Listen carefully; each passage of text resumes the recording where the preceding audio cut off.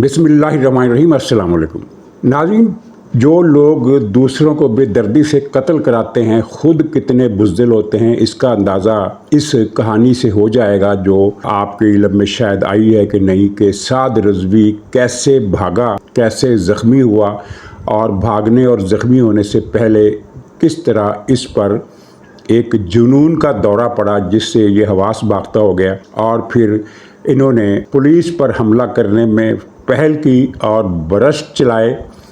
जो SHO शहीद हुआ है उसके जिस्म में 21 गोलियां लगी, जिससे अंदाज़ा होता है कि इनके पास कितना आतिशी असला था। और फिर ये कि अब तहरीक लब्बैक के साथ क्या होने वाला है, कितनी लाशें गिरी और PTI ने क्या किरदार अदा किया।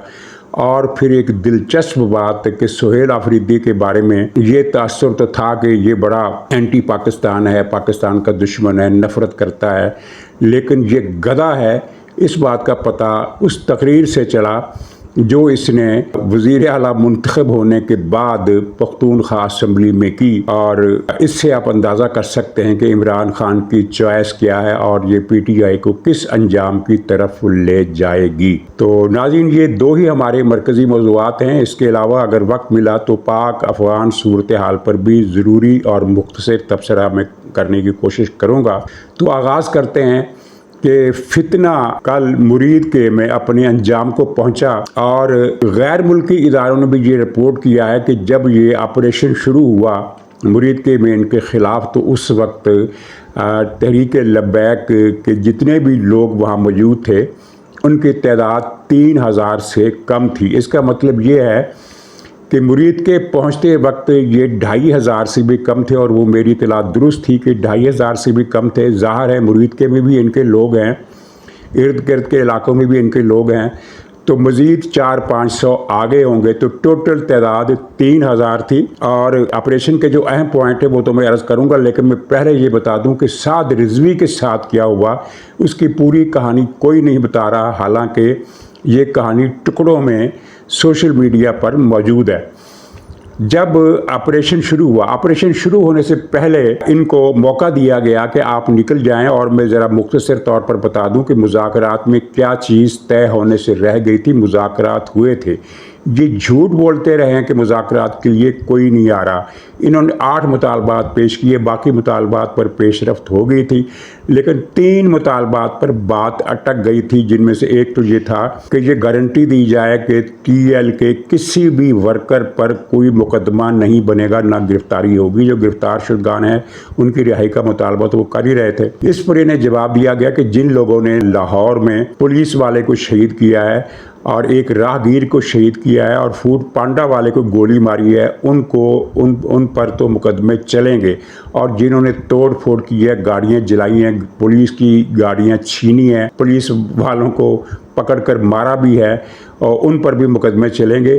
तो मुकदमे चलेंगे, फैसला अदालत पर छोड़ देते हैं। और दूसरा मुतालबा इनका ये था कि ये जिन 2 मुतालबात पर बात अटकी वो 3 नहीं थे, 2 थे। दूसरा ये था कि इसने 25 करोड़ रुपए मांगे और कहा कि मेरे घर से पुलिस ने 25 करोड़ रुपए चोरी किए हैं और इसके अलावा सोना चोरी किया है, वो सोना भी वापस दिया जाए और 25 करोड़ रुपए भी वापस किए जाएं। तो इस पर उन्हें कहा गया कि इस पर तो कमीशन बनेगा कि कितनी रकम वहाँ थी, कहाँ से आई, कितनी पुलिस ने उठाई, इस तरह की बातें। तफसील ये बाद में तय होगी, इन एडवांस ये चीज़ें सेटल नहीं हो सकती। इस पर मुज़ाकरात टूट गए और साद रिजवी ने फिर किसी मौके पर अपने साथियों को इशारा किया और उन्होंने कहा कि बाहर जाकर पुलिस पर फायर खोल दो। और इसी दौरान ड्रोन तैयारों से ये पम्फलेट बोतलों से लपेट कर, पानी की ये बोतलें होती है प्लास्टिक की, उनसे लपेट कर ये नीचे गिरा दिए गए थे कि चूँकि ज़ाहिर मुज़ाकरात नाकाम हो गए थे, अब डिस्पर्स हो जाओ। और जैसे ही वो बोतलें गिरी तो TLP ने पुलिस वालों पर फायर खोल दिया। और आप अंदाज़ा करें कि क्या रेंजर्स की 40-50 से ज़्यादा रेंजर्स एक जगह खड़े हों तो उन्हें अगवा किया जा सकता है? क्या किसी गिरोह के लिए मुमकिन है कि उन्हें अगवा किया जाए? इन्होंने उन्हें घेरे में ले लिया। ज़ाहिर है कि इसलिए घेरे में ले लिया कि रेंजर्स को और पुलिस को आर्डर था कि गोली नहीं चलानी। अगर उनके पास गोली चलाने का इख्तियार होता तो ये इनको घेरे में नहीं ले सकते थे। यही हालत पुलिस की थी। इन्होंने फिर पुलिस वाले अगवा किए, 10 पुलिस वाले एक जगह से अगवा किए, 4 पुलिस वालों की गाड़ियां छीनी और पुलिस वालों को थप्पड़ों, लातों, ईंटों से मारा। जिसके बाद फिर पुलिस ने ऑपरेशन का फैसला किया। और नाज़रीन, आपको एक दिन पहले मैंने कल वाले व्लॉग में ये खबर दे दी थी कि तहरीक लब्बैक को कुचलने का फैसला हो गया है। यानी अब इस तरह नहीं होगा जो माजी में हुआ कि जुलूस निकला, जुलूस को मुंतशिर किया, मुज़ाकरात हुए, बात चल गई, उसके बाद फिर तहरीक लब्बैक को छोड़ दिया गया। अब नहीं छोड़ा जाएगा। ये इन्होंने जितना ज़ोर लगाना है, कराची में लगाना है या मुल्तान में लगाना है या बूरेवाला में, जहाँ जहाँ भी इनका ज़ोर लगता है लगा लें। इनका ख़ात्मा करने का असूली फ़ैसला कर लिया गया है। ये तय हुआ है कि पिछले दौर में जितनी भी प्रॉक्सीज बनाई गई थी उनमें से किसी एक को भी बाकी नहीं छोड़ा जाएगा। तो खैर ऑपरेशन शुरू हो गया। फायरिंग, हवाई फायरिंग भी हुई और शेलिंग भी हुई। शेलिंग ज़्यादा थी, हवाई फायरिंग कम थी। ये जो फायर की आवाज़ें आ रही थी इनमें ज़्यादातर आवाज़ें शेलिंग की थी।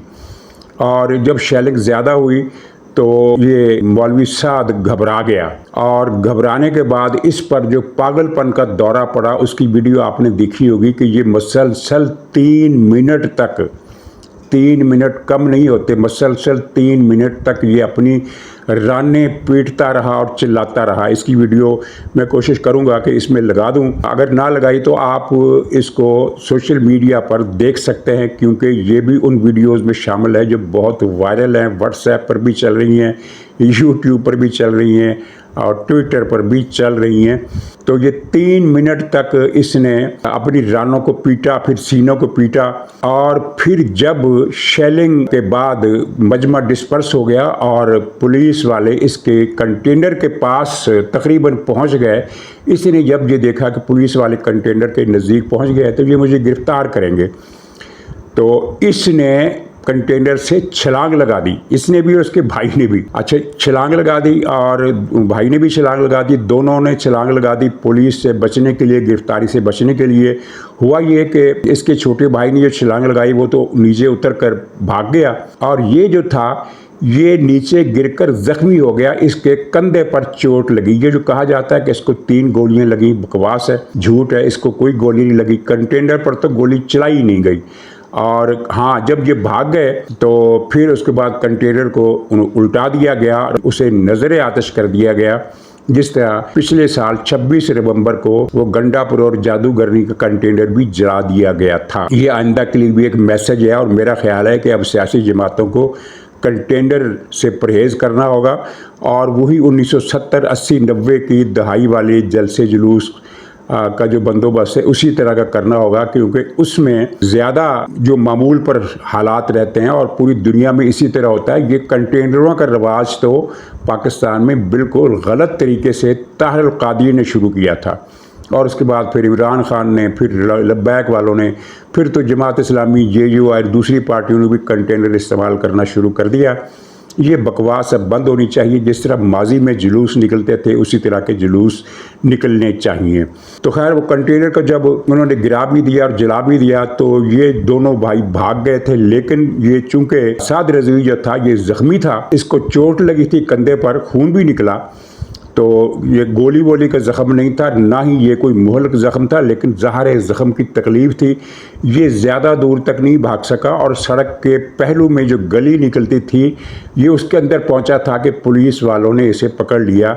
इसे बाद गलत रिपोर्ट किया गया और कहा गया कि इसे गिरफ्तार करके गली में लाया गया। भाई गिरफ्तार करके गली में कौन ले जाता है? गली से गिरफ्तार करके इसे फिर पुलिस कस्टडी में पहुंचा दिया गया। ज़ख्मी वख्मी कोई नहीं हुआ। इससे आप अंदाज़ा करें कि ये कितना बुज़दिल था, कितना बुज़दिल था कि गिरफ्तारी देने के बजाय इसने गिरफ्तारी से बचने के लिए छलांग लगा दी कंटेनर से। ये सोचे समझे बगैर कि कंटेनर से छलांग लगाएगा जो आदमी ज़ख्मी होगा। चोट इसके भाई को भी लगी है, लेकिन उसका ज़ख्म वो इस तरह से ज़ख्मी नहीं हुआ, उसको सिर्फ चोटें लगी हैं।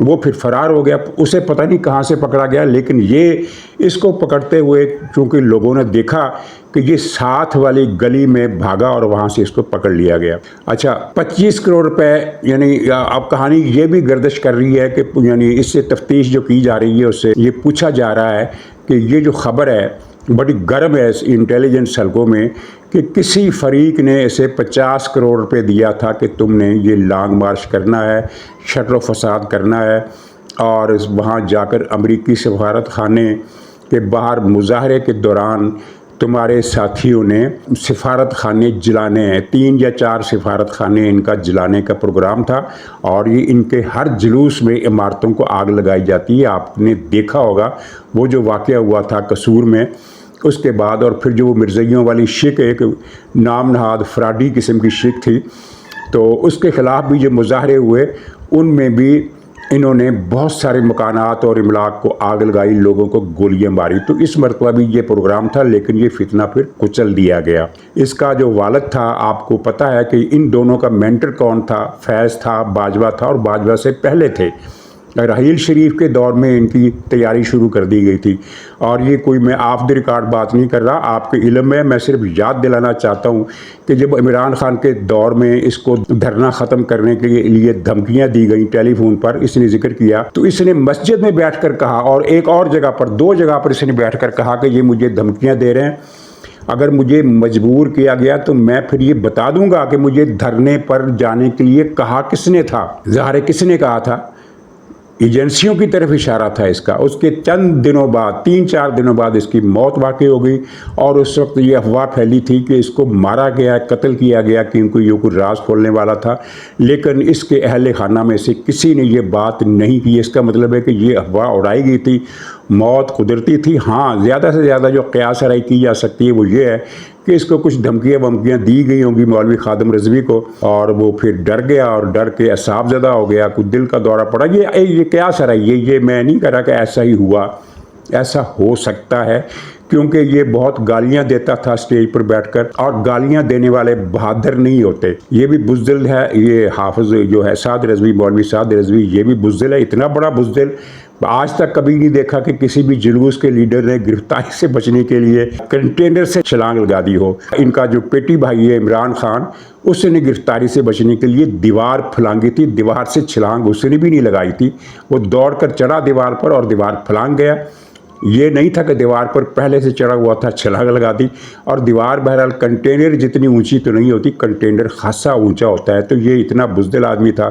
تو اس کا باپ وہ بھی بہت گالیاں دیتا تھا، اور جب اسے پتہ چلا کہ میرا مکو ٹھپ دیے جانے کا پروگرام ہو گیا ہے تو وہ چپ کر گیا، لیکن اس نے اپنے ساتھیوں سے اپنی حلقہ احباب میں مسجد کے اندر بیٹھ کر جو بات کی تھی وہ ریکارڈ بھی ہو گئی، اور میڈیا پر بھی آ گئی، اور وائرل بھی ہو گئی۔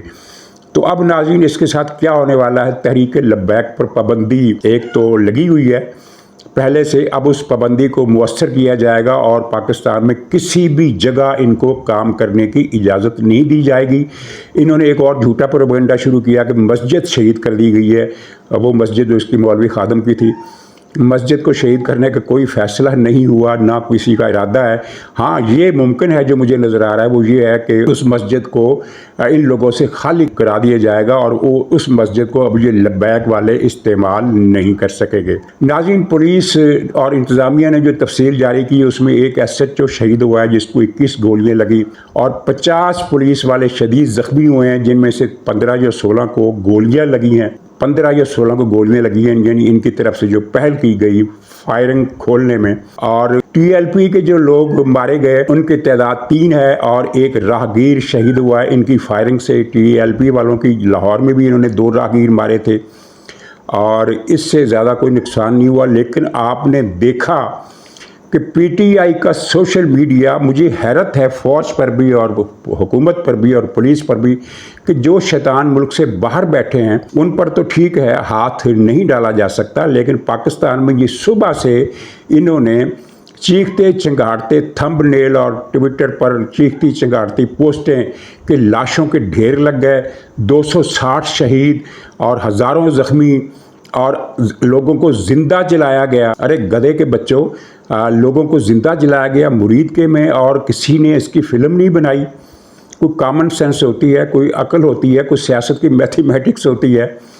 260 लोग या 280 लोग, एक ने तो कहा कि 300 मारे गए। 300 मारे गए, वो लाशें कहाँ गई? कहा गया कि जी वो इन्होंने लाशें एम्बुलेंसों में डालनी थी टीएलपी वालों ने, तो पुलिस ने इनसे छीन ली। इनके पास एम्बुलेंसेस थी और छोटे छोटे मोबाइल नहीं थे इनके पास, हर एक के पास मोबाइल था।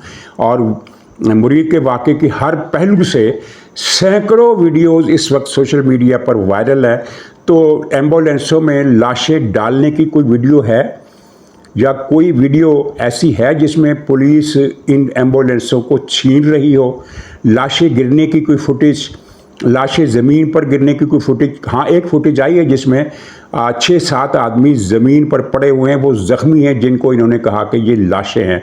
ज़ाहिर एक ज़ख्मी गिर कर बेहोश या बेसुध हो जाता है तो उसको आप दूर से देखकर ये कह सकते हैं कि ये मर गया है या ज़िंदा है। लेकिन ये वो 5, 6, 7 की तस्वीरें हैं। अगर उनकी तस्वीरें बन सकती हैं तो जो लाशों के ढेर लगा दिए हैं वो ढेर कहाँ हैं? मुझे खैर इस पर बात नहीं करनी। ये इतना बड़ा झूठ और इतनी बड़ी बकवास है जितनी बड़ी बकवास पीटीआई ने की थी कि 1200 आदमी मार दिए, फिर बाद में 200 पर आ गए, फिर 200 के बाद ये पता नहीं 12 पर आ गए। क्या वो तमाशा? तो उसी तरह का ये तमाशा लगाया इन्होंने। और खैर उसको छोड़ें, हैरत इस बात पर है कि ये पीटीआई की गेम ये थी कि ये इतनी ज़्यादा वायरल कर दो ये वीडियोज़ और ये पोस्टें कि पूरे मुल्क से लोग मुश्तिल होकर निकल आए। ज़ाहिर है अगर उनको ये इतला दी जाती है कि 300 आदमी तुम्हारा मार दिया गया है तो इश्तिहाल फैलेगा, और कुछ इश्तिहाल फैला भी उतना नहीं जितना ये एंटिसिपेट कर रहे थे, काबू में कर लेंगे। लेकिन ये जो सारा दिन ये झूठ फैलाते रहे, 300 लाशें, 280 लाशें, लाशों के ढेर, सड़कें खून से भर गईं, जलियांवाला बाग को मात कर दिया, ये सारी चीज़ें करने वाले जो पाकिस्तान में हैं अब वो कितने लाडले हैं कि अब तक उनको उसी मद में तनख्वाहें मिल रही हैं जिस मद में फैज़ और बाजवा इनको देते थे, और उन पर हाथ भी रखा जाता है, उनकी सरपरस्ती भी की जा रही है और उनको कुछ भी नहीं किया जा रहा। नाज़रीन, चलते चलते ये सोहेल, ये छोटा छट्टा पख्तूनख्वा असम्बली में उसने खिताब किया है। खिताब में ज़ाहिर की तो उसने बकवास है, लेकिन धमकियां कैसे दे रहा है। मसल उसने एक धमकी तो ये दी कि मैं ऑपरेशन नहीं होने देगा। इस छोटे छट्टन को बताया कि तुम्हारे बड़े भी ऑपरेशन को नहीं रोक सकते, ऑपरेशन तो होगा, जहाँ ज़रूरी होगा ऑपरेशन होगा। तुम्हारे सगे वाले ड्यूरन लाइन के पार, इंटरनेशनल बॉर्डर के पार जो 3 पोस्टें उड़ाई गई हैं, तुम्हारे 250 के करीब सगे वाले मारे गए हैं और सैकड़ों ज़ख्मी हैं, उनकी कमर टूट गई है। पहले जाओ उनके जनाजे में शिरकत करो। फिर कहा कि 78 साल से एक ख़ास माइंड सेट इस मुल्क पर जुल्म कर रहा है। ज़ाहिर फ़ौज की तरफ इशारा है। तो इन 78 साल में जनरल पाशा, जनरल ज़हीरुल इस्लाम और जनरल राहील शरीफ और जनरल बाजवा और जनरल फैज़, इनका टेन्योर भी शामिल है कि नहीं, कि इनको भी 78 साल में शामिल कर लिया गया है। फिर कहा कि सबसे बड़ी इस्टेब्लिशमेंट पीटीआई का सोशल मीडिया है, तो इस सबसे बड़ी इस्टेब्लिशमेंट ने तुम्हारे मुर्शिद को रिहा करा लिया। गंडापुर की तारीफ भी की, उसी गंडापुर की तारीफ की जिसके बारे में इसने कल कहा था कि मैं पर्ची के ज़ोर पर नहीं आया, यानी गंडापुर पर्ची के ज़ोर पर आया था। ये गाली गंडापुर की नहीं थी, ये गाली इमरान खान को थी। पर्ची किसने दी? ज़ाहिर फ़ौज ने दी कि इसको वज़ीर आला बना दो, यही कहने का मकसद है ना। लेकिन दी किसको? फ़ौज ने पर्ची भिजवाई इमरान खान को कि गंडापुर को वज़ीर आला बना दो। इमरान खान ने वज़ीर आला बना दिया, तो ये किसको गाली गई? तो फिर कहा कि अगर इमरान खान को जेल से शिफ्ट करने की कोशिश की गई तो मैं पूरा मुल्क जाम कर दूंगा। जेल से शिफ्ट करने का मुराद ये है कि वो उसको मिलिट्री की तहवील में दे दिया जाएगा, जो कि अनकरीब होने वाला है, अनकरीब इमरान खान के साथ जो होने वाला है। तो खैर उससे वो अलग बात है। इसकी जो धमकी है कि मैं मुल्क जाम कर दूंगा, तुम अगर पेशावर का आधा हिस्सा भी जाम करवा लो ना तो तुम्हें मान लेंगे। तो ये छोटा छट्टन जो है, छटा हुआ बदमाश है, ड्रग डीलर है, रा का एजेंट है, टीटीपी का टट्टू है, सब कुछ है। लेकिन ये पता नहीं था कि ये इतना बड़ा गधा भी है, इस तरह की तकरीरें करता है। नाज़रीन, इजाज़त दी, इंशाअल्लाह अगले ब्लॉग में फिर मुलाकात होगी। तब तक के लिए खुदा हाफ़िज़।